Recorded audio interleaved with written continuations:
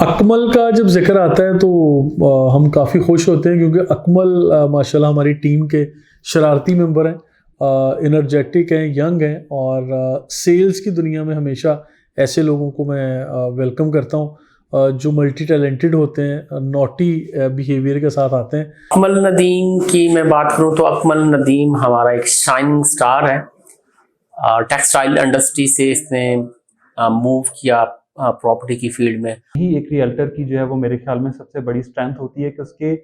Clients جو ہے وہ اس سے سیٹسفائی ہوتے ہیں، اور آپ کہہ لیں کہ جو آفٹر سیل سروسز ہیں وہ اکمل کی جو ہے وہ بہت بہترین ہے، اور اس کے ساتھ ساتھ اگر میں کہوں کہ ہنڈریڈز میں ان کے شاندار سیٹسفائیڈ کسٹمرز موجود ہیں تو یہ بات غلط نہیں ہوگی۔ اور اکمل کے کیس میں یہ کہوں گا کہ کمرشل پراپرٹیز میں انہوں نے زیادہ کام کیا ہے، جو ہائی رائز کمرشل پروجیکٹس ہوتے ہیں جو یا مال اینڈ ریزیڈنسی کے پروجیکٹ ہیں جس میں اسکیئر فٹ ایریا کو اسٹڈی کرنا، پارکنگ کے ایریا کو اسٹڈی کرنا، فوڈ کورٹ، گراؤنڈ فلور کے شو رومز ہوں یا اوپر کے اپارٹمنٹس ہوں، ان سب کو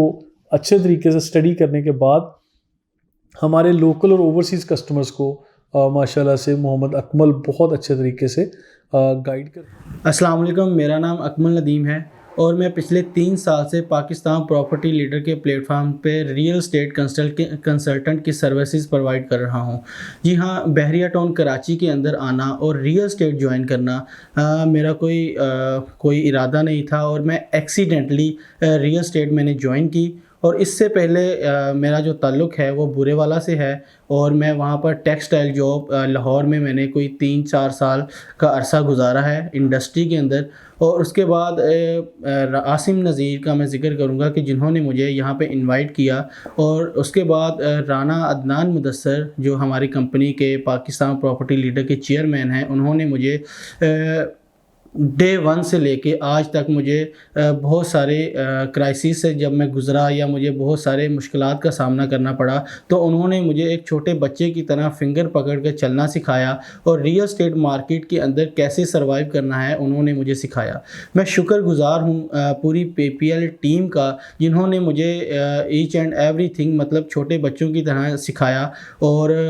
مجھے بہت سارا پیار ملا پاکستان پراپرٹی لیڈر کے پلیٹ فارم کے آنے کے بعد۔ 2021 سے جب میں نے ریئل اسٹیٹ کو جوائن کیا تو مجھے بہت ساری مشکلات کا سامنا کرنا پڑا، اور مجھے ڈر تھا کہ میں شاید نہیں کر پاؤں گا، کیونکہ اس سے پہلے میرا ریئل اسٹیٹ سے کوئی بھی واسطہ نہیں تھا، اور نہ ہی مجھے کبھی ایسا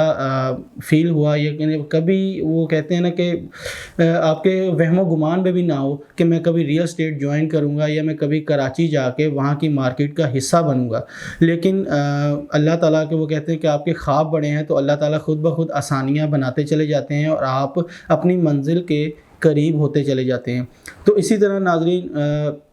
بحریہ ٹاؤن کراچی کی ریئل اسٹیٹ مارکیٹ کو جوائن کرنے کے بعد مجھے فیل ہوا کہ واقعی ہم جو اپنے خواب دیکھتے ہیں یا اللہ تعالیٰ سے جن چیزوں کی امید لگاتے ہیں تو وہ پوری ہوتی چلی جاتی ہیں۔ یہاں پہ میں ایک بات بتاتا چلوں کہ ایک میرے استاد ہیں، میں نے ان سے ذکر کیا کہ جی مجھے اللہ تعالیٰ سے بہت ساری امیدیں ہیں، لیکن انہوں نے کہا کہ اللہ تعالیٰ سے امید نہیں لگائی جاتی، اللہ تعالیٰ پہ یقین کیا جاتا ہے، امید انسانوں پہ اور یقین اللہ تعالیٰ پہ۔ تو اسی طرح ناظرین میں آپ کو بتاتا چلوں کہ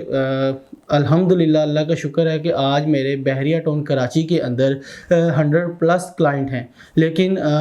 آپ کسی سے بھی اگر ہم ان سے فیڈ بیک لیں تو کبھی بھی ان کی پراپرٹی ہے یا سیل پرچیز یا ان کی کوئی بھی کیوری ہے بحریہ ٹاؤن کراچی کے اندر، تو ہمیشہ میں نے وہ پراپرٹی ان کی انویسٹمنٹ کو اپنا سمجھا اور اپنا سمجھ کے ان کے آگے مطلب اس کو پروسیڈ کیا، ان کی مسائل کو دیکھا اور ان کا حل نکالا۔ اور ہمیشہ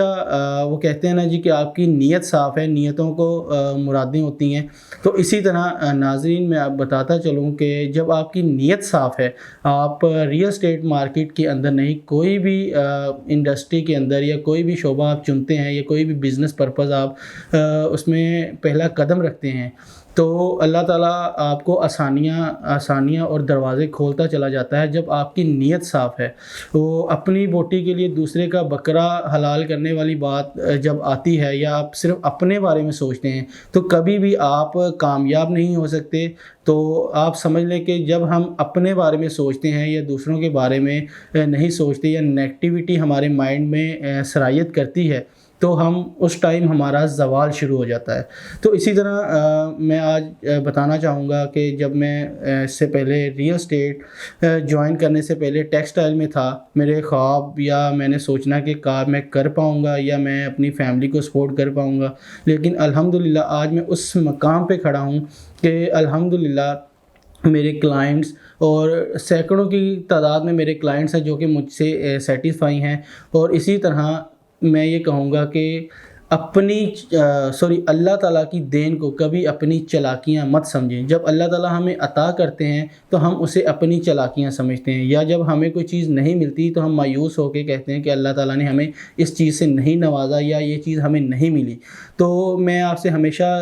یہی درخواست کروں گا کہ اللہ تعالیٰ سے یہی دعا کریں کہ اے اللہ ہمارے حق میں جو بہتر ہے ہمیں وہ عطا کر، اور جو بہتر نہیں ہے اس پہ ہمیں صبر دے دے.